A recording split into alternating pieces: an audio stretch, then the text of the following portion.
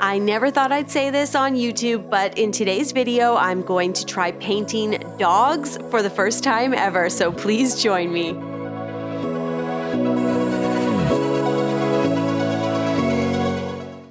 Hey friends, what's up? Welcome. My name is Shayda Campbell, and on this channel we get creative together. In 2022, my personal artistic goal is to get out of my comfort zone and paint and draw things that I am not so comfortable with. I want to develop my own artistic style, and I want to take you on that journey and share it with you because I think that's a very relatable concern. So today we are going to paint and illustrate and doodle some little watercolor dogs. Last month we did cats. We're gonna do more cats later this month. We had some requests for dogs, so I thought, why not? I'm trying something new. And in the cat video, I talked a lot about making choices and how that informs your artistic style. And I know somebody commented that another artist had said, your artistic style will find you. And that was kind of like crap. But I do think that is true. It's like one of those annoying things that our parents say to us, like, you'll understand when you're older. It's like, that might be true, but that's really annoying to hear.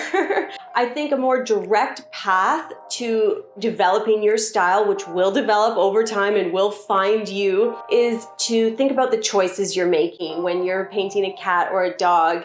Do they have these big, wet, highlighted anime eyes, or are your eyes just a black dot? You know, every little choice you make informs your style and helps you bring your artistic voice to life. So as we doodle these really simple dogs, think about that and not necessarily following along with exactly what I'm doing, because this is about your art journey just as much as mine. Okay, let's get started.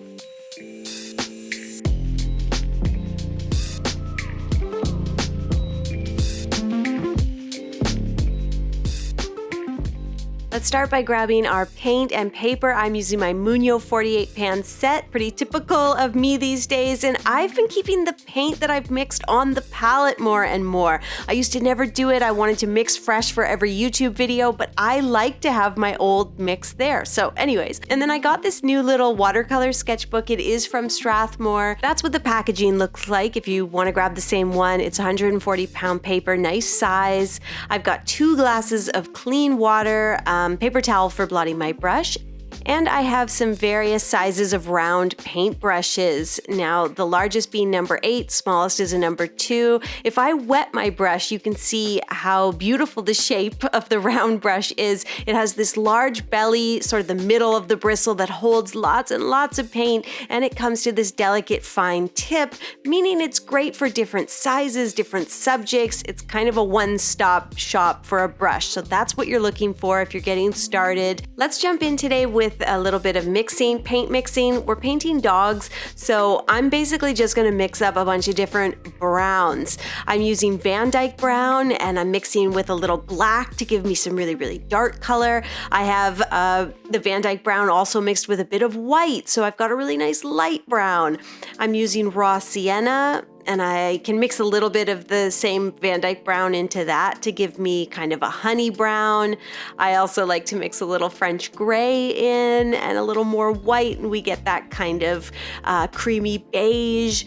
You don't need to do exactly what I'm doing here. Just play around and see if you can come up with some natural shades of brown, browns that remind you of the dogs in your life. And then once you've got a few browns on the palette, we're going to get started. First type of dog I want to try painting is a Schnauzer, and we're going to paint a couple different types of dogs, so hopefully your fave dog will be on my short list here. And I started with his nose, and this one I'm not sketching. I'm just going to try and kind of sketch him in with light colored gray paint. So I paint an oval for the nose, and then I use long brush strokes to almost do a goatee, a very circular beard-like shape all around and below that nose. From there, he has a tiny little head just peeking up from behind the beard and 2 large ears. I'm going to approach each and every dog the same way, and that is, I simply want to capture some of their key features. Schnauzer, big round beard, rather tiny little face, and then again the big ears. And if I can capture some of the key features, I don't have to get super detailed. I certainly don't need to get into realism, but I can make a Schnauzer look like kind of, hopefully a little bit like a Schnauzer.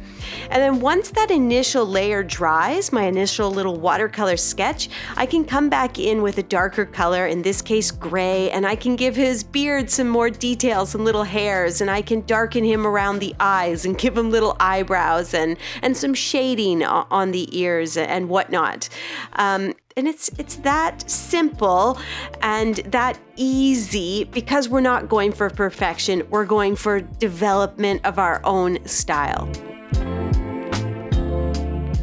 Okay, next let's try a German Shepherd, a larger dog. And this one I'll approach in a different way, so hopefully you'll find an approach that feels comfortable for you. I'm going to sketch this little German Shepherd in pencil first, but the idea remains the same here. I'm trying to capture some of his key features, and what I thought was his key feature was this long, kind of wide snout that comes right down his face. Also, the ears are huge. If his ears weren't about the same length as his entire head, then it just didn't look right. So I sketched that in, got rid of a lot of the pencil marks. And then for this guy, I'm starting with the black. I'm placing his dark eyes, and I'm placing his snout and just keeping everything really simple, almost cartoon-like, very illustrative. As I said at the beginning of the video, this is all about making choices. These dog paintings are really just a great excuse for you to make some decisions. How do I paint a dog? Are the eyes just little black dots, or are they big, wet anime eyes? You know, those kind of decisions and choices. So don't worry about perfection. Try to pick out the dog's key features, what makes a Shih Tzu, or what makes a Golden Retriever look like a Golden Retriever, and then just stay within that. I'm filling in his snout with a nice, really dark brown, so brown mixed with black, but I don't want it to be black or else I'm going to lose the detail of the eyes, so I still put lots of water in that dark black brown. And then with that done, I'm using a more honey color, so that raw sienna mixed with a bit of brown, to go around and fill out his face. I waited for everything to dry, and then I placed just a little bit of peach inside his ears. And then I kind of worked on his coloring a little bit more, so putting some shading on the snout so that he looks a little bit more three-dimensional. And I think I made his fur look a little too fluffy. He lost the German Shepherd look. He was heading more into like a longer hair dog territory, but it's okay. It's just practice. My third dog is a Boston Terrier, and I'm starting the same way I did with the second one. I'm going to draw him in pencil, capturing his main features, those big pointy ears, little white spot down his forehead, and his sort of rather sad, kind of cutesy snout. I'm going to use white paint to paint in his snout. This is white just mixed with a little bit of gray to darken it slightly. Some artists do not like to use white, some watercolor artists. I do, so it's a choice you can make. Of course, the paper is white. And then a nice way to approach the nose is to paint 3 circles. Start with 1 at the base and then 2 more that sort of join up above. It just gives a really nice nose shape and helps you capture 2 little nostrils as well. So 3 circles that all kind of come together across the top. For the remainder of his fur, I am using black paint with a little bit of brown mixed in, and then lots of water again, so that I'm using this black brown, but it's not like super, super dark concentrated black brown. And I am just kind of carefully going around the perimeter of his ears. I bled the paint out a little, blended more water in around his eyes, and also left a little extra negative space around the eyes so that it's not just this big dark black mess. You want everything to stand out. I took French gray and traced right around his snout. It just gives it a nice illustrative quality, and it highlights the part of this dog, this breed, that I'm trying to really highlight, his funny little snout. I used the French gray as well to add shading on under his snout and on his forehead and add some details. And then I took a damp brush and just kind of blended his ears a little bit so that they'll look really natural when I do add the pink later on. Okay, final dog. I want to approach it in the same way I did the Schnauzer. We're going to do a Shih Tzu, and I am not going to draw it. I'm just going to kind of sketch with watercolor. And I have a really beigey sort of color here, light brown. So it's a brown with a lot of white and water mixed in. And I drew his little oval nose, and then he's very much like the Schnauzer. The Shih Tzu has this kind of beard, this round oval beard. So that's what you see me sketch in using my paints. And then I did my little 3 circles together to create his nose, and we'll put his tiny little mouth.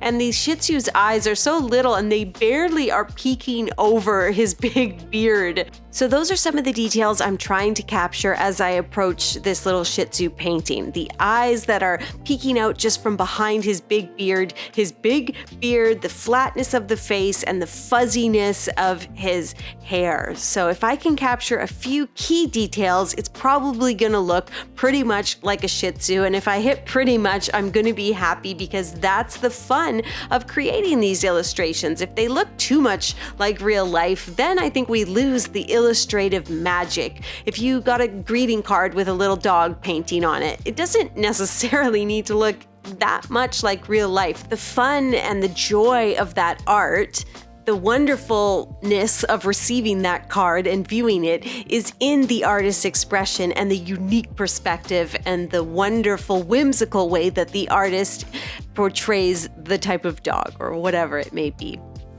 I'm just adding a little bit more pink to my Boston Terrier's ears, and then I am all done. I've painted 4 dogs on camera and I'm putting it out on YouTube. That's something I never thought I would do, and I'm actually really pleased with how these came out. And it was one of those wonderful exercises where I just wanted to go on and continue and paint more, or paint these ones over again and see what I could do better. So thanks for following along with me, and I hope you'll give this a try. Hit that subscribe button, and I'll see you soon with a new tutorial.